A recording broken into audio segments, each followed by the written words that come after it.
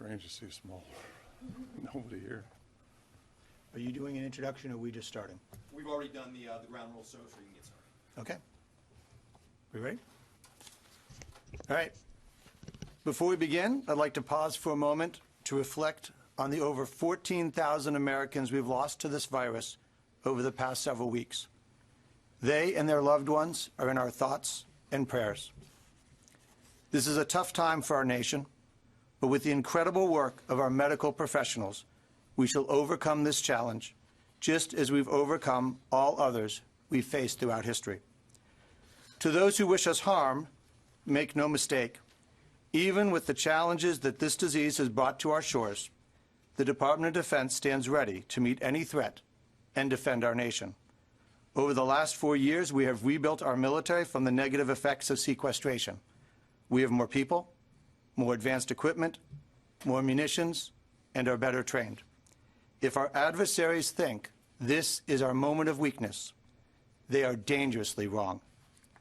Just as the men and women of our military protect our nation, we continue to take measures, as we have since late January, to protect our military and civilian communities around the world as we seek to operate safely in a COVID environment. For example, we issued stop movement orders, raised the health protection level, are executing social distancing, wearing face masks, testing, canceling or modifying exercises, maximizing the use of telework, and taking actions to isolate where appropriate. Because we are not only continuing to defend our nation, but also supporting state and local authorities, DoD personnel may well have a higher rate of infection. But given our demographics of our population, we will also have a lower hospitalization rate. To date, of our 1.4 million active duty members, 64, or less than 1/100th of 1%, currently require hospitalization. But we watch this very closely. We are committed to world-class medical care for all of our affected service members. We will continue to protect the force so they can continue to protect you. While we are continue doing everything we can, as we have since the beginning, to support state and local efforts by providing 4 key resources: emergency sites, emergency supplies, emergency staff, and emergency science. With respect to emergency sites, we have provided 2 hospital ships, 4 Army field hospitals, 2 Navy expeditionary hospitals, and 8 new urban medical task forces created by the Army. One of our ships, the Comfort, which is now providing ICU support to patients in New York City, was pulled out of maintenance, deployed, and arrived at New York City 2 weeks ahead of schedule. We also have over 15,000 members of the Army Corps of Engineers working across the country, building over 16,000 hospital beds, and conducting over 800 site surveys to determine additional hospital space. For example, the Javits Center will soon have 1,750 beds and 96 intensive care units, making it one of the largest hospitals in America. With respect to emergency supplies, the DoD is delivering supplies across the country to include 400 ventilators that are deployed with our forces and another 500 ventilators to the New York metro area for distribution. We have flown 4 million test swabs to FEMA and HHS and provided 10 million N95 masks, 3.1 million to New York City, and 6.9 million to over 16 other states. With respect to emergency staff, we have 28,000 National Guards supporting the states and thousands of medical personnel deployed to Washington, California, Texas, Louisiana, New Jersey, New York, and Connecticut. This includes military doctors and nurses embedded in New York City hospitals who only days ago volunteered and were mobilized from their homes across the country. Finally, with respect to science, our military researchers are working closely with the CDC to advance vaccine and therapeutics developments. We've worked hard to provide the support, emergency sites, supplies, and staff in advance of peak needs in each region. And when the pressure on those areas subsides, we will move these resources to the areas that need them next. DoD is all in. We will take care of our people, continue our national security mission, and support President Trump's whole-of-nation effort to combat COVID-19. In closing, I'd like us to remember that the amazing men and women of our military are highly trained and have repeatedly proven capable of overcoming hardships, adapting to adversity, and accomplishing the mission in spite of significant obstacles. This current crisis is no different. We are and will remain prepared to prevail in any conflict, anytime, and anywhere. With that, I'll turn to the Vice Chairman of the Joint Chiefs of Staff, General Hyten, to say a few words before we take questions. Thank you, sir. Good morning, everyone. Our military remains ready and continues to operate around the globe. That includes providing personnel, supplies, and support to the public health crisis here at home. Our top priority is the safety and protection of our troops and families from COVID-19. Every day, leaders across the service balance mission requirements while protecting our service members' health, and I believe we're striking the right balance. Our military continues to support the whole of government response to COVID-19. So Secretary Norquist highlighted some amazing numbers, but I'm going to take a different direction. Before I went to sleep last night, my wife and I watched episode 2 of John Krasinski's Some Good News, the SGN network online. And if you haven't seen it, look it up. It's worth your time. There's a lot of good news out there. So I thought I'd share some of the good news from our perspective.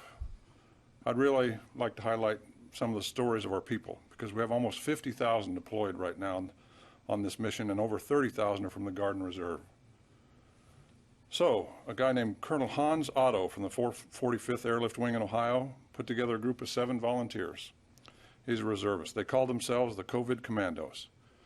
Just 4 days ago, on the 5th of April, their team, 1 doctor and 6 nurses, packed their bags, said goodbye to their families, deployed to New York with 24 hours notice. Incredibly, one of those 7, Lieutenant Jennifer Garretson, only had 6 hours notice when one of the original team members was unable to make it. These 7 great Americans are now working today in Lincoln Hospital in New York. Their deployment is part of a larger mobilization package of more than 1,000 reserve medical professionals from across the nation deployed to New York over the last few days in support of COVID-19 response to take care of their fellow Americans. So here's some word from Lieutenant Garretson. She was covering a 12-hour overnight shift in the intensive care unit at the Wright-Patterson Medical Center near Dayton, Ohio over the weekend. She says, quote, "They called me during the shift and asked me if I was willing to go, and I said yes, so I thought I was going to leave on Monday."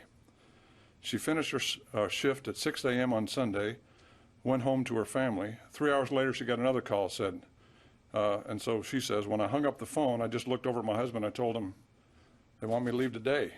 So he said, "Let's go get you packed."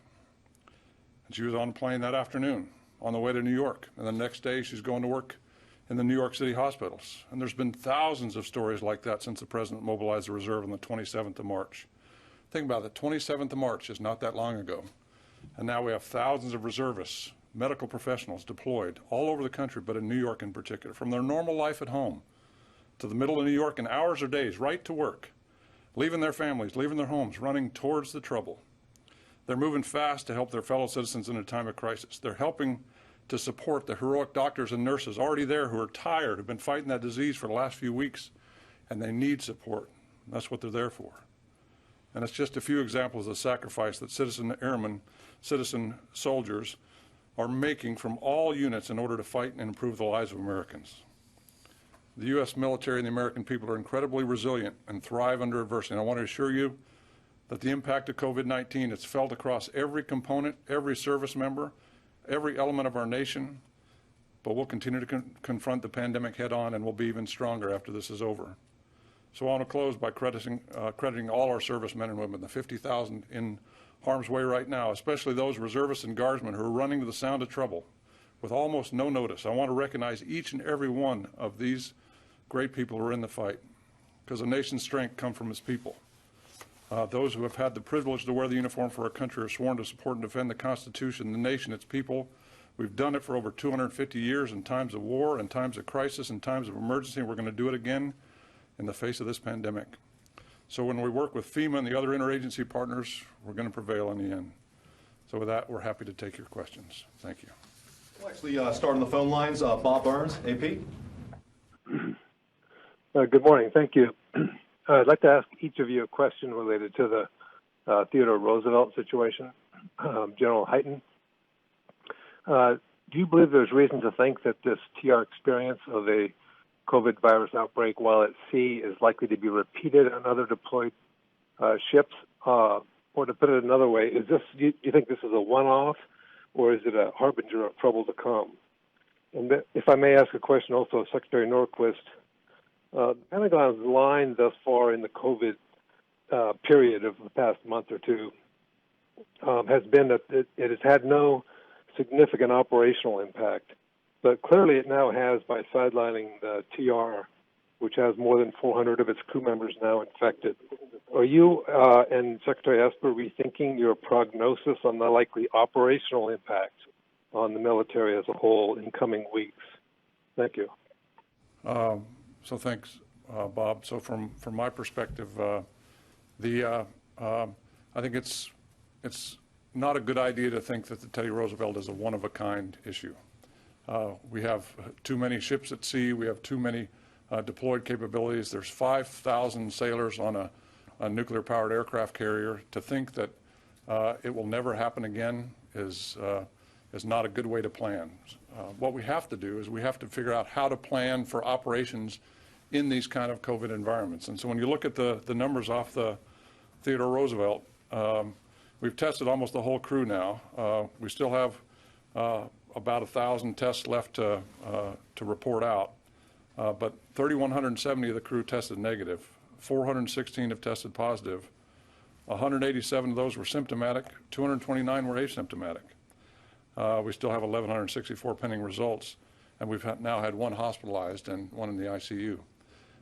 So this is an interesting set of data. It's interesting for the country, but it's interesting for us. We have to figure out how this impacts our population, which tends to be a very young, healthy population. How do we operate that? How do we quarantine a ship before it goes out? How do we consolidate the ship so we can operate? How do we do that on a nuclear-powered carrier, on a nuclear-powered submarine? How do we do that with our bomber force, our combat arms force? How do we do that with our fighters, our ICBMs? We have to work that across the board. So this will be a new way of doing business that we have to focus in on, and we're adjusting to that new world as we speak today. So I think the first thing to understand is the ship went into port as an abundance of caution. If that ship had been heading into combat, it's fully capable of performing its mission. If there was a need for it to deploy right away, it would be able to do so.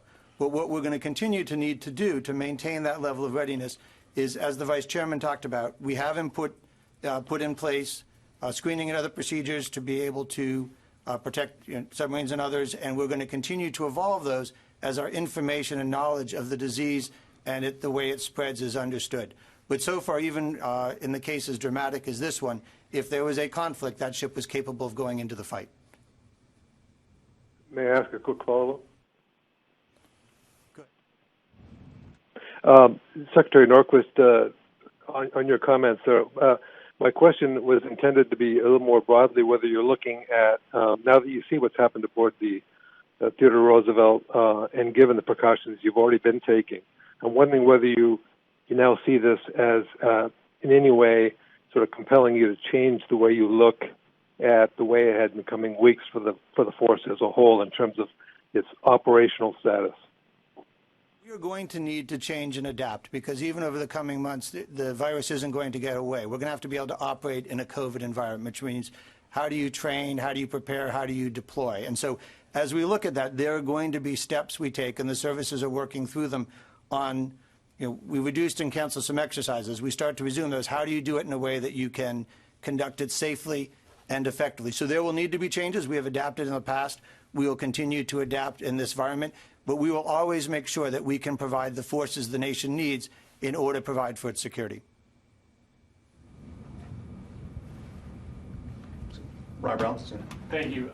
Question for each of you, if I may. General, there's been a lot of reporting today and yesterday that intelligence about the coronavirus pandemic in China first arrived and was first obtained in November and put into various reports and may have been briefed in the Presidential Daily Brief on January 3rd. Can you say when the first intelligence streams started arriving about this threat? And if I may, to the Deputy Secretary Norquist, sir, you mentioned the Javits Center and the Comfort. Both are largely empty at this point, and military personnel have now been surged into the hospitals themselves. Is that a change in tactic because of the difficulty of working with the local civilian hospitals to kind of go to the point of need directly as opposed to having them come to these facilities? Has that changed your thinking on how you're going to approach this challenge elsewhere? So let me do this. I'll go ahead and answer the first, and then I'll let the chairman address both of them. So we have evolved our response to the crisis as the situation is rolled. So originally the goal was maximize the number of beds. And so the answer is we deployed the Javits. It was going to be a non-COVID facility. Over time, what we started to see was because of everyone staying at home, car accidents were down, other injuries were down, the demand for a trauma center was lower. So we reconfigured the Javits, spread the beds out, made them available. Our goal in each of these steps, and what we've successfully done, is stay ahead of the demand signal, be able to be there so that when the New York hospitals get full, they can move capacity to us. And they're doing some of that.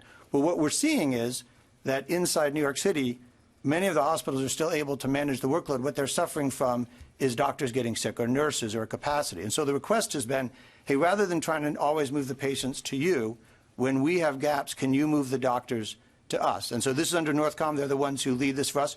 And so they have adjusted each step of the way, and we are pushing more and more of our medical people into the hospitals to back up and provide support for those who've been working there for incredible hard and long hours, providing them either relief or when they go down sick that somebody can stand in their place. So it's an adaptation, and we'll continue to change as the situation changes. Well, let me turn it to the Vice Chairman to both your first and any follow-ups on that topic. So I'll follow up on that real quick. I think that just shows the strength of the military capabilities we deploy in. We've gone from trauma to COVID recovery to COVID hospital to COVID trauma to deploying doctors forward to we have spun on a dime as the demand signal changes. And as the Secretary said, the whole goal of what we're trying to do is just to stay ahead of it. Always have that relief valve. If something goes bad, we are there and ready to support that. So I think that shows the strength of the military capability that's up there. Now, concerning the intelligence reports, first time I saw this when I read it in the news, but I can tell you we went back and did a deep dive into everything that we could find. And normally we don't talk about intelligence reports. I think you saw the formal statement this morning. But I'll expand a little bit, and I'll tell you, we went back and looked at everything in November, December. The first indications we have were the reports out of China in late December that were in the public forum. And the first intel reports I saw were in January. And we've looked at those in detail. So that's all I know right now. We'll go to the phones again. Aegis with Reuters. Sure. Thank you. Two quick questions. Firstly, Mr. Secretary, you said the TR could still go into battle if needed. How is that possible if 10% of the crew is tested positive and sidelined? I just don't understand how it can still be operational. And second question is, do you expect the stop movement order, which was for 60 days, do you expect that to be extended, and how long would that be? So there's two parts to that. One is you have people who are testing positive. A significant percentage for the military are asymptomatic, don't have symptoms. Others have mild flu-like symptoms, the sort of things that our fleet is normally used to dealing with. Our ships have ICU capabilities on carriers and others, so if it had to go, it could. Now, we want to be attentive. We want to provide the extra level of security and safety that we can do. That's why we're taking the steps we have. But the military has had to deploy and recognize and fight in regions where viruses and diseases are widespread. So we have capability of doing that. We will do it if we need to, but in this case, we want to make the extra level of safety. With regard to stop movement, that's something we continually look at. What are the criteria under which we would be able to resume movement? And this includes both deployments as well as PCS movements. And so we're going to continue to look at whether the disease is continuing to spread or whether it started to decline, what locations are affected, the ability to get transportation and other things up and running. And we'll make that adjustment as we see the data and the information showing that it's safe to resume those operations.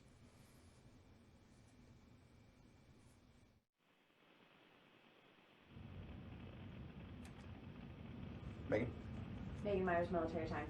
So most of the states and big cities have put together projections for when they think that their infection rates are going to hit their peak. Mm-hmm. Has the Defense Department put together anything for the personnel here, keeping in mind that everybody's very spread out? By here, do you mean the Pentagon itself, or? The Pentagon, but military personnel all over the world. So we track both those projections, and we have internal models that we have developed that parallel with them to try and look at both the spread of the disease inside of our force. And as the Vice Chairman, we look at the hospitalization rate for ours. So we have a significantly lower hospitalization rate per positive than you would find in others, but that's, of course, the nature of the disease. It predominantly affects people, or most damaging to those in 60s, 70s, and 80s, but even young people affected, just not on the same scale. We monitor what's happening here. We've adopted, a while ago, procedures to keep people 6 feet apart, separate offices, make sure that if individual organizations are affected, that it doesn't take down offices near them. But we will monitor that. And many of our local communities, their data looks very much like the city or state that they're located in. So overall, do you think, New York City, this is supposed to be their worst week, some other cities it should be later this month. Do you have a projection for when the worst week or couple of weeks might be? So the worst week because of New York City is likely to be this week and next week because their numbers are so much larger. What we will see over time is whether the other cities that come up next peak as high as a percentage of their population as New York City did, or because they're coming after many of the social mitigation measures were put in place, they may peak, but at a much lower level. And so we will watch that. We work this very carefully with the CDC and others, and we share data and research on this to make sure we're tracking, where do we go next? So, for example, when Washington State had the first breakout early on, we deployed Army field hospitals there. Got their head. They didn't. Those are now being released, so those will be free to go to the next likely hotspot. And we're watching New Orleans, we're watching Detroit, we're watching some of those other areas. Sure, but for Defense Department personnel, New York City's not a forced concentration area. So I mean, for places where there are service members, how do you think that's going to play out? So if I could, just Sure. a couple of things to add in on that issue. So we track the entire department every day, and we get the numbers every day. And the slope on our line looks very different than the slope that you see from the national perspective. Our slope is a very low sloping line, and it's fairly consistent. It has been since the beginning of time. That's because our people are spread out all over the place. What you see is small pockets that pop up in communities where they have issues. So you see the Theodore Roosevelt creates that pocket, and now we have to focus on that pocket. We have a couple other small pockets that not the size of the Teddy Roosevelt, but small, that we have to focus in on and make sure that we close those things off and understand what those things are.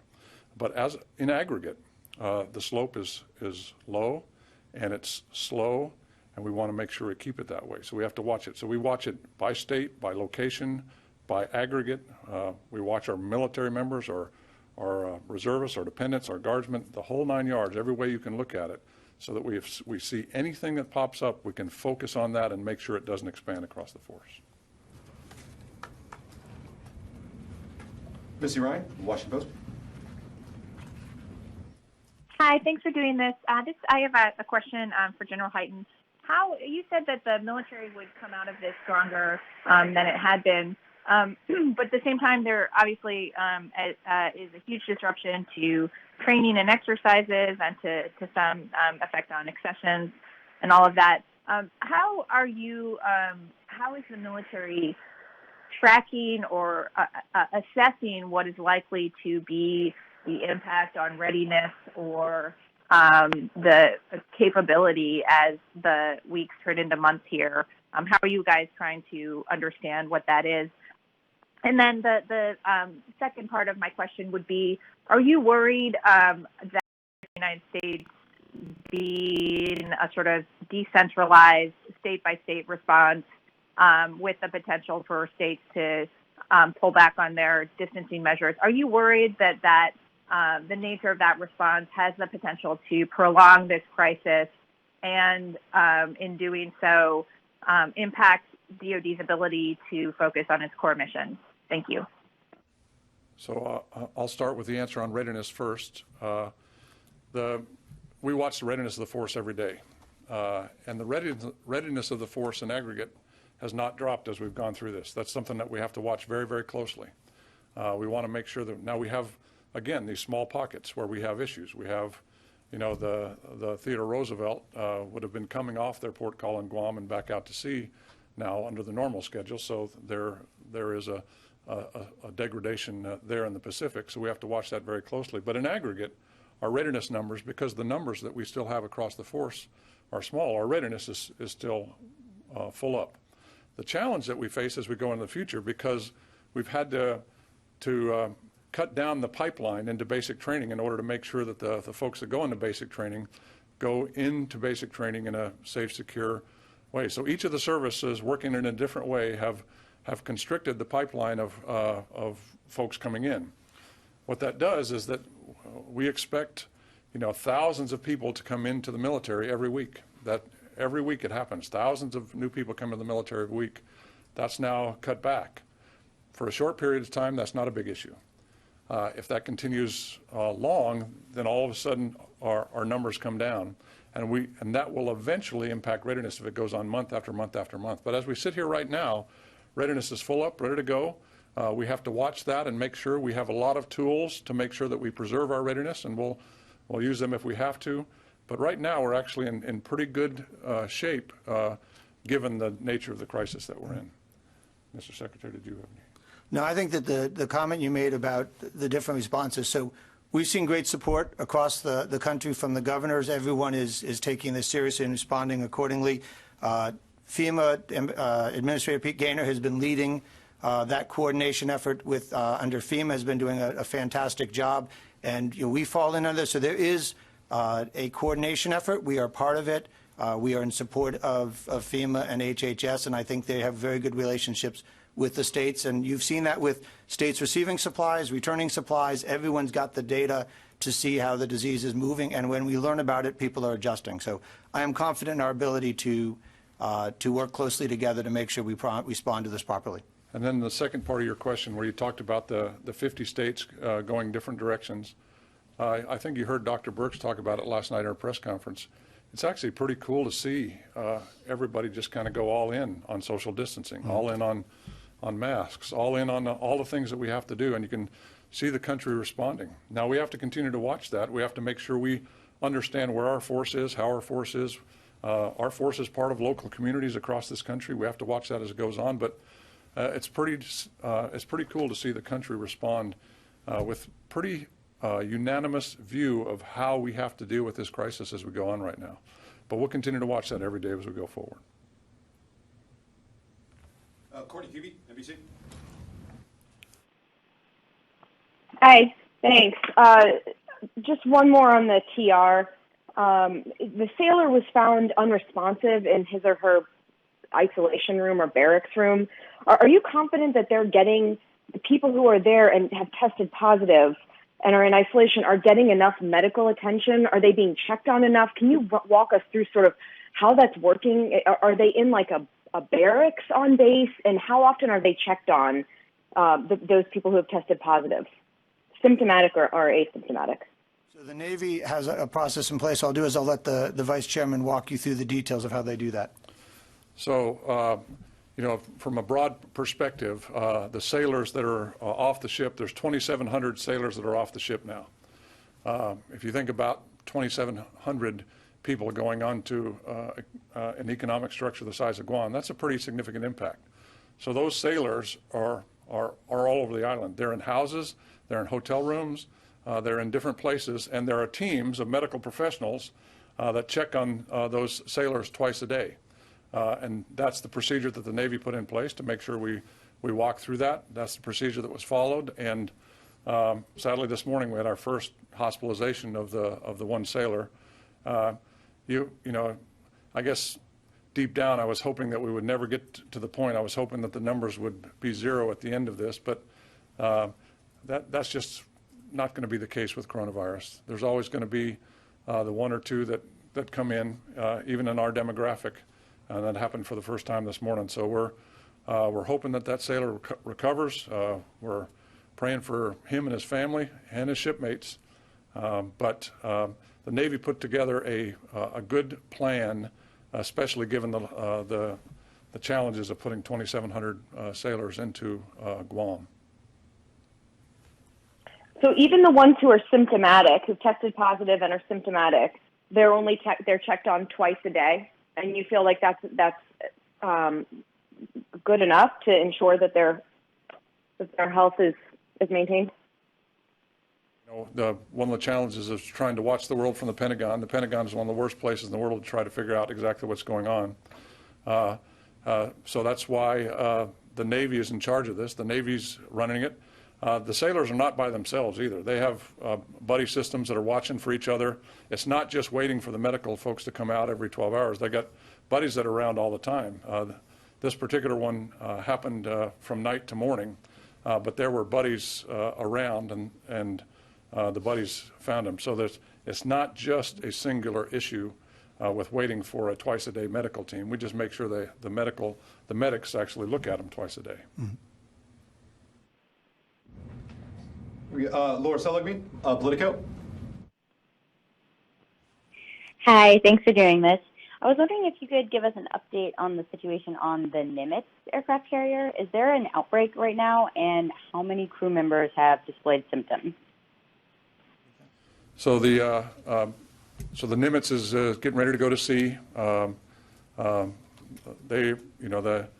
you think about 5,000 sailors getting ready to go to sea, you don't just get a hotel and put them in one hotel. That's a significant challenge. So they've been kind of, I'll say, isolated on the ship, getting ready to go, and there's been a very small number of breakouts on the Nimitz, and we're watching that very closely before the Nimitz go out. But it's not a huge breakout. It's not a big spike at this point. There's been physical separation of sailors on that ship. So we don't have any more details on that, but it's something that we'll watch very closely. Again, that'll be a Navy issue and a Pacific issue to make sure we understand what that is before the ship goes to sea.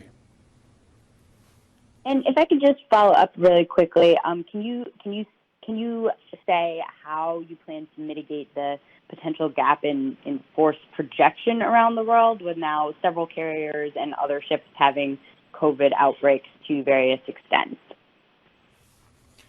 So the mitigation methods vary by platform, depending on the ones with the smaller crews.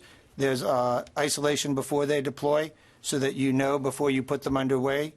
For the larger ones, you have to take a different approach.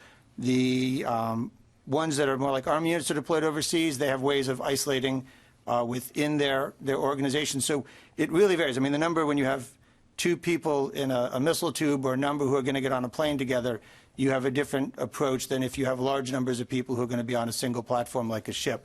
Let me turn to the Vice Chairman if there's any details he wants to add to that. So, we're going to have to look at it case by case and develop adjusting protocols as we go forward in the future.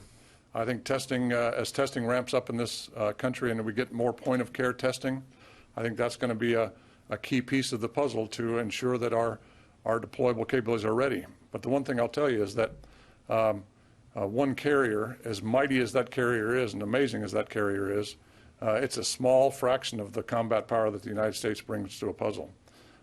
We have a joint force, Army, Navy, Air Force, Marines, that we can bring to bear on any problem. So if we have a challenge with a carrier, we have long-range strike, we have bomber capabilities, we have a number of different capabilities that can back that carrier up. We use the entire joint force to make sure that we're ready at all times. But this also gets to, just to follow up, the importance of the data and the data analytics. As we learn more about how long the virus develops before it shows positive, how early can somebody pass on symptoms, on the age groups that we are predominantly dealing with in the military, what's the likelihood of somebody needing hospitalization? Because there is a capacity on every ship to deal with people who are sick. We have that as a normal feature. So as we start to learn and understand more data from the disease, from more cases, we can better model what the mitigation measures are and how to reliably implement them to make sure we're getting the effectiveness we're looking for. So we're erring on the side of caution right now because of the situation in the world. If the situation in the world was different, we'd be more aggressive with our people. But right now, since we're still learning about the disease, we're taking a step back and being very cautious to make sure we take care of our people. Because the one thing is if we're not healthy, we can't defend the nation. If we're not healthy, we can't support New York. So number one right now is understand the disease and take care of our people. That's why it's the Secretary's number one priority. Tony Bertiga.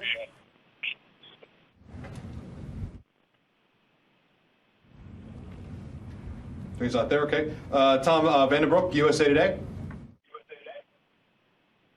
Secretary Norquist, I'd like to ask who approved Secretary Moodley's trip to Guam? Did it require a waiver for use of multiple crews and planes? And was that an appropriate use of government resources? Thank you.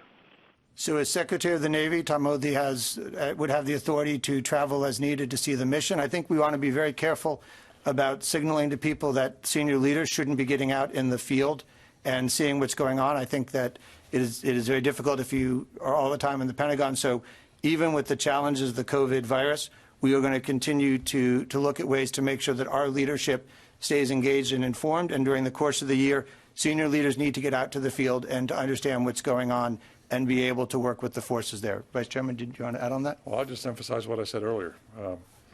If you want to know what's going on in Guam, where I stand right now is about the worst place to try to figure that out. You actually need to understand. You need to talk to the folks in the Pacific, and eyes on is always the best way to figure out what's going on. So you don't want to. You want to make sure you balance again mission with taking care of people, but you do need to get out of the Pentagon. That's for sure. Now, Tony, we called on you once before. You may have been on mute. Did you want to follow up with have a question? May I follow up on my question? Which town did you call? Who'd you go? All right, I guess he wasn't on the call. Thought I'd give him a chance. We have this with people on mute periodically on conference calls. Don't think it happened. Tara Cobb, McClatchy. Hi, thanks for doing this. I wanted to get an update on whether the department is going to issue service-wide stop-loss orders as the coronavirus has impacted recruiting and training, whether it will be necessary to maintain force levels. Thank you. I think that would be a last resort. That is something that has significant consequences to the force. There's a lot of other measures we do long before that. Yeah, we absolutely don't want to do that. It is an authority that we have, and if the situation someday in the future would demand that, we would consider it. But as the Secretary said, that is a last resort that we do not want to have to engage. Is it something that has been an option on the table that you've thought about as a, maybe it's a last case scenario, but it's out there as a possibility? Well, the department has a number of authorities that we can invoke depending on the seriousness of it.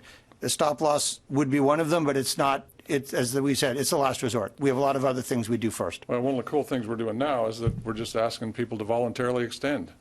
And it's amazing how in a crisis, people in large numbers voluntarily extend. All those people I was talking about in my opening remarks that volunteer to come on, that's volunteerism. So the first thing we have to do is ask people, will you volunteer to extend? And people are doing that. So if we get enough numbers out there, we'll never get to these last resort items, and that's our desire, to never get there.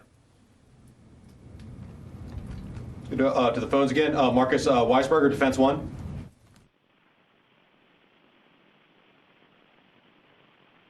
Hi, can you hear me? Yes, we can. All right, great. Thank you, and thank you for doing this. Secretary Norquist, there's been a lot of consternation within each of the services budget offices over the past month about having to come into the building amid coronavirus. Number of people have told us that they've had to show up to actually access classified computer networks that they can't access remotely, and this was all being driven by OSD's desire to have accelerated budget timelines this year. I know last week you issued a memo actually instructing folks to that their POM submissions would be not due on June 1 anymore, so that more people can work from home. So can you maybe walk us through your reasoning for changing the deadline? How many people do you see that this might actually remove from the building? And just what was the whole purpose of the accelerated timeline this year? Thank you. So the original before, the question you asked about goes back before the coronavirus, which was in the past we had program reviews start in June.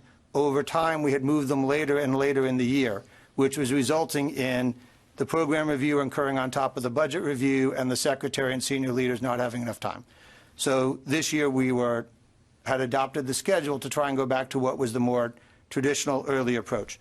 The question that came up with the coronavirus was there was a request by some to simply delay, to keep the same amount of work, but just because people were only able to work at a lower efficiency because of the challenges, keep them working, but just have them working longer. I found that unacceptable. The Secretary had been very clear that we are not going to keep the same processes and just delay. We're going to streamline them.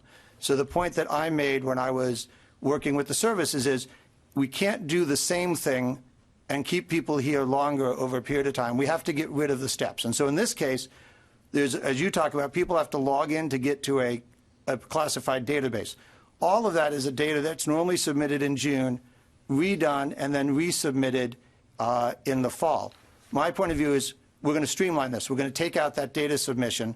We're going to just focus on a review on the high issues. We already built the program last year. That will be the baseline. So what we've done is we've removed steps to lower the level of work that is required so we can stay and do the review, but people don't need to come in. They don't need to access the database. So what my concern was a delay was going to keep those people working just with more time. I wanted to remove the steps, and that's what we've implemented in order to allow more people to telework, more people to be able to focus on the higher issues and still have time to do the decision. So we will look at other processes inside the Pentagon and ask the question, how do we remove steps and streamline them? Because simply delaying in the hopes that June or July is going to be an easier month is probably not a good strategy. We have time for one last question. We'll go to Sylvie with AFP.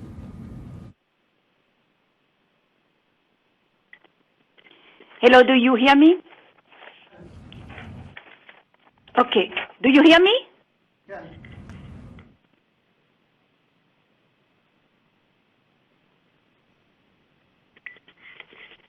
Hello? Hello. We can hear you, Sylvia. Okay. I would like to know, I want a precision about the number of symptomatic on board in Guam from the TR. I wanted to know how many symptomatic and how many beds were available on the TR. I wanted to know if the capacity of the ship was enough to take care of all the sick people without going on the shore. So let me do this. I'll address some of the questions about the symptomatic and asymptomatic, and I'll let the Vice Chairman address the bed capacity. The first caution I would give is we have seen, as the testing has moved through the ships, significant variation in the ratio of symptomatic to asymptomatic. So a few days ago, there was 2 people who tested positive and showed symptoms, and then for every 1 person that tested positive and didn't, that has actually trended closer to 1 for 1, but you have to wait and see whether those asymptomatic people several days later end up developing symptoms. And so I'd be very cautious into reading into an asymptomatic case what that means about the number of silent carriers. But we continue to track that very closely, and we will watch as that goes forward to make sure we have it right. Vice Chairman, do you want to talk about the beds? So, you're asking an airman who's been on a carrier, I think, 3 times in my entire life. But I can tell you the way the carrier is configured is that you have a few staterooms for officers, and everybody else shares quarters. There's certainly quarters for the 5,000 sailors that live on it, but the enlisted sailors, especially the young ones for the most part, would be in a room, half this size, 30 by 30, and there may be a couple dozen sailors in that room. That's fine for a healthy group of people, but if you have a infectious disease, you don't want to have them in there. That's why the goal was to get them off the ship as fast as we can. So as soon as we heard there was a problem on that ship, we started working with the governor of Guam to get hotel rooms, places to put, and the governor was fantastic to figure out how to work that. We were working that before the ship even got back to port. I know the folks in the Pacific were working that hard because you didn't want to have them all together. But there's always berthing space on the ship. It's just not good berthing space if you have an infectious disease, which is why we've worked so hard to get them off the ship. So now, you can't empty the ship because you do have a nuclear reactor on the ship. You do have an entire carrier air wing with all the weapons it brings on the ship. So there's going to be roughly 1,000 sailors left on that ship to make sure we have security at any one time. But nonetheless, with 1,000, there's rooms to segregate the sailors that are left. So let me just close by thanking you for being here and helping get the message out to people. And for those watching, let me issue a thank you to the first responders, those who, as the Vice Chairman noted, answered the call and have deployed to the hospitals. We appreciate the hard work you do, and we will continue to support you. So thank you, everyone, very much. Appreciate it. Thank you.